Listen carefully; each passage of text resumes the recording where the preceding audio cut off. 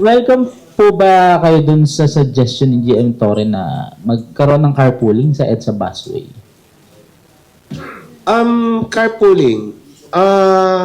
Alam nyo, si GM Torre kasi coming from the outside, marami siyang naiisip, marami siyang suggestions na dito naman sa amin, lahat yan, wini-welcome natin, hindi lamang galing kay General Torre, kundi sa lahat naman ang nagsasuggest. So, ito pong suggestion na sa carpooling, kailangan pong syempre entertain naman yan, aralin, at tingnan yung feasibility.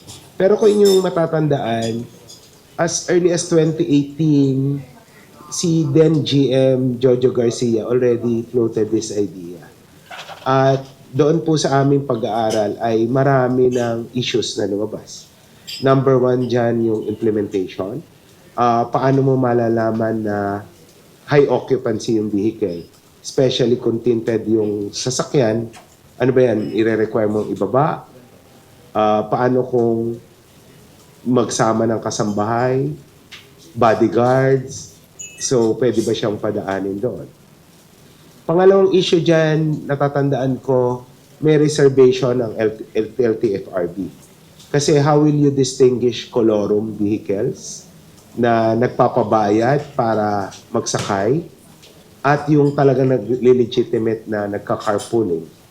So, baka magamit ito at mauso para mangulorum na alam naman natin na ang colorum vehicle ay disadvantageous sa ating mga mananakay.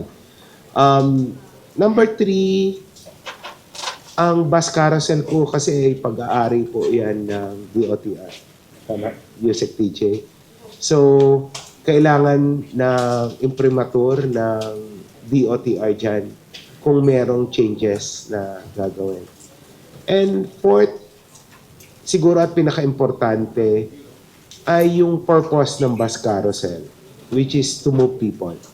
Alam naman natin isang bus, 5 ang sakay niyan as compared sa isang sasakyan na maximum isang kotse 5 lang ang sakay.